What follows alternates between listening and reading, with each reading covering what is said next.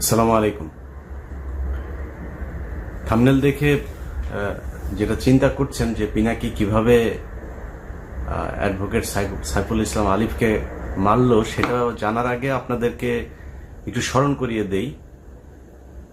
2019 সালে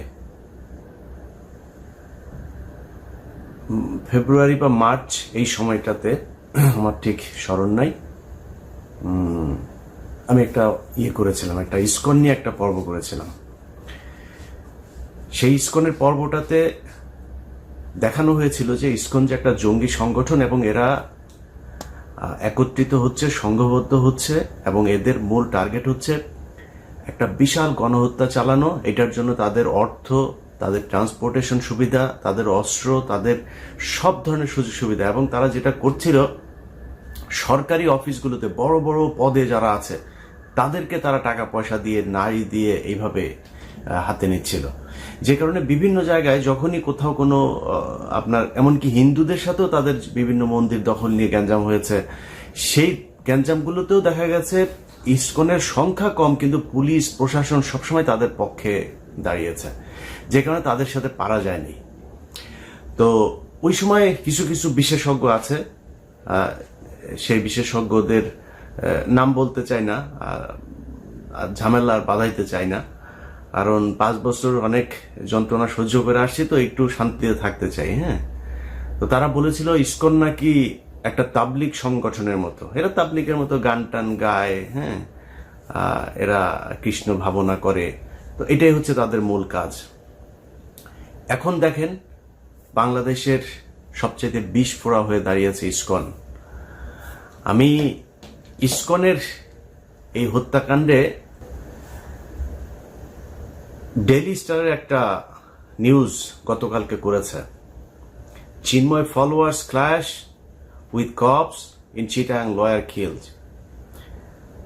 এটা হচ্ছে ডেইলি স্টারের সংবাদ। আর প্রথম আলো নিউজ করেছে, সময় নিউজ করেছে, চট্টগ্রামে আইনজীবীকে হিন্দু ভেবে হত্যা করলো দুষ্কৃতিকারীরা। বুঝছেন তো, হিন্দু ভেবে কারা হত্যা করেছে, তার মানে মুসলমানরা হত্যা করেছে। তো সমস্যাটা এইখানেই। এখনো পর্যন্ত এই গণমাধ্যমকে কিছুই করা হয় নাই, গণমাধ্যমে কিছুই হয় নাই। সময় টেলিভিশনের সাকি এখানে এখন পর্যন্ত তাদের হয়ে কাজ করে। কমল দে এখনো পর্যন্ত, এই যে নিউজের সাথেও সম্ভবত কমল দে জড়িত আছে, সে ওইখানে এই নিউজ করেছে, সময় টেলিভিশনে কালকে থেকে যাচ্ছে। এখন এটা বিচার করবে কে? আপনাদের গত 2 দিন ধরে দেখছি যে সবাই পিনাকির পেছনে লেগেছে, কারণ পিনাকি হচ্ছে ওই যে প্রথম আলোর সামনে গিয়ে গরু জবাই করেছে, এটার জন্য। পিনাকির অতীত, পিনাকি গণজাগরণ মঞ্চের সাথে ছিল, পিনাকি অনেক বাম করেছে, পিনাকি হুজুরদের বিরুদ্ধে অনেক কথা বলেছে, জামাতের বিরুদ্ধে অনেক কথা বলেছে। পিনাকির প্রতি আপনার ক্ষোভ থাকুক, সন্দেহ থাকুক, কোনো সমস্যা নেই, কিন্তু পিনাকি যেটা করেছে এই গেল 2-3 বছরে, পিনাকির যে অবদান এইটুকু আপনাকে স্বীকার করতে হবে। আর প্রথম আলোর সামনে যেটা করেছে, প্রথম আলোর সামনে ওই সময় ডাকা ঠিক ছিল কিনা, ওই সময় দাড়ি টুপিওয়ালা লোকজনের যাওয়া ঠিক ছিল কিনা, এত এত ডর ভয় দেখায় না, লাভ নাই। এই দেশে যেই সব এই কুকুরের ছানাগুলো সুশীল সাইজা তারপরে এইসব বলে না, এই কুকুরের ছানাগুলো এই জুলাই আগস্ট মাসে রাস্তায় নামে নাই। এরা আজকে এসে যে চেয়ারে বসছে না, এই চেয়ারে বসা লোকজন এরা এখন দেখাচ্ছে যে আইন, হ্যাঁ, পত্রিকার সামনে যা এই করা যাবে না, পত্রিকার সামনে এখানে নিউ ইয়র্ক টাইমস, তারপরে এখানে CNN, BBC সবকিছুর সামনেই প্রোটেস্ট করে মানুষ। তো প্রোটেস্ট করা যাবে না কিছুর জন্য? ওইখানে যা প্রথম আলোর বিরুদ্ধে কিছু বলে না, প্রথম আলোর কারোর ধরে টান দেয় নাই তো। প্রথম আলোর সামনে গিয়েছে, তারা গরু জবাই করে তারপরে মাংস খাবে, চলে যাবে। এই আন্দোলন এরকম হওয়া উচিত ছিল কি না ছিল সেটা নিয়ে আপনার অবজারভেশন থাকতে পারে, কিন্তু পিনাকি যেটা করেছে সেটা করার পরে সেই লোকগুলো গিয়েছে, তাদেরকে মারধর করা হয়েছে, মারধর করার পরে তারপরে নিয়ে আবার আটকে রাখা হয়েছে। প্রথম আলোর বিরুদ্ধে কি করা হয়েছে? ওই লোকগুলির অপরাধ কি ছিল? সেখানে গরু জবাই করতে গিয়েছে, এটাই অপরাধ। কিন্তু এই প্রথম আলো এই গেল 15 বছরে অন্তত 1500 মানুষকে অন্তত তারা খুন করেছে। অন্তত এখন পর্যন্ত জেলখানায় আপনার কি কোনো অনুমান আছে কত হাজার আলেম আটক আছে? যেই কয়জন আলেম বের হয়েছে সেই কয়জন আলেমরা নিজেরাও এদের নামটাম বলে না, এদের ব্যাপারে আমার মনে হয় ওনাদের কোনো চিন্তা ভাবনা আছে কিনা সেটাও জানি না। আমি ইলিয়াস, আমার কথা আপনাদেরকে বলে রাখি, আমি ইলিয়াস অ্যাটর্নি জেনারেল পর্যন্ত যায় যদি একটা তদবির করি, ওনার কাছে যদি একটা উপকার চাই, উনি যদি আমাকে একটা উপকার করে, সেই উপকার দিয়ে অন্তত 20 কোটি টাকা আমি ইনকাম করতে পারি। আমি ইলিয়াস করি না। অ্যাটর্নি জেনারেলের কাছে যায় জিজ্ঞেস করেন, যতবার তাকে ফোন করেছি এই রাষ্ট্রের জন্য ফোন করেছি, এই আলেমদের ছাড়ানোর জন্য ফোন করেছি, বাবুল আক্তারের কথা বলেছে, বিডিআর এর হত্যাকাণ্ডে যারা আছে তাদের কথা বলেছে, কোনোদিন পার্সোনাল কোনো ইন্টারেস্ট নিয়ে তার কাছে যায়নি। জিজ্ঞেস করেন যায়। তো উনি আইনের ভেতরে থেকে যতটুকু সম্ভব হয়েছে, কিন্তু আলেম যারা আছেন আপনারা তো তাদের সাথে জেল খেটে এসেছেন, দেখেন নাই তাদের কি অপরাধ।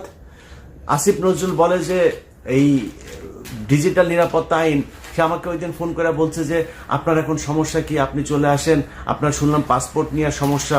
আরে আসিফ নজরুল, আপনি আমার পাসপোর্ট নিয়ে উনি দেখবেন। আরে আসিফ নজরুল ভাই, আপনি আমার পাসপোর্ট নিয়ে দেখবেন, আপনি এসবি রে বলেন না, পাসপোর্ট অফিসে বলেন না, ওদের যদি বাপের ক্ষমতা থাকে আমার পাসপোর্ট আটকায় রাখতো, ওদের বললেন ক্ষমতা থাকে, উনি আমাকে এই হেল্প করতে চায়। আপনার কাছে এই হেল্প চাই না তো ভাই, আপনার কাছে জীবনে কোনোদিন কোনো পার্সোনাল ইন্টারেস্ট নিয়ে জীবনে ইলিয়াস যাবে না। কিন্তু আপনি এই যে আলেমরা এখন পর্যন্ত আটকে আছে, ডিজিটাল সিকিউরিটি অ্যাক্টেই অনেক আলেম আটক আছে, আপনার সেখানে ভূমিকা কি, আপনার পদক্ষেপ কি, আসলে কি কিছু নেওয়া হচ্ছে? কিছুই নেওয়া হচ্ছে না।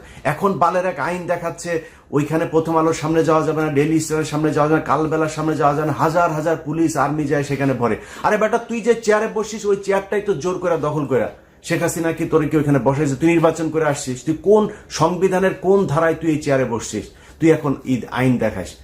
এই দেশ বিপ্লবের মধ্যে আছে, বিপ্লব করে আদায় করতে হবে। গতকালকে সাইফুল ইসলাম আলিফকে সেখানে খুন করা হলো, দেশে ফিরে আসবো ইনশাল্লাহ, কোনো সুবিধা নেওয়ার জন্য আসবো না। যদি গুলি নেওয়ার সেই পরিস্থিতি তৈরি হয় ইনশাল্লাহ প্লেনে চড়বো। অতএব আপনাদের কাছে অনুরোধ, রাজনীতি করেন, যা করেন, যেইভাবে করেন, ভাই দেশটা খুব সমস্যার ভেতরে আছে।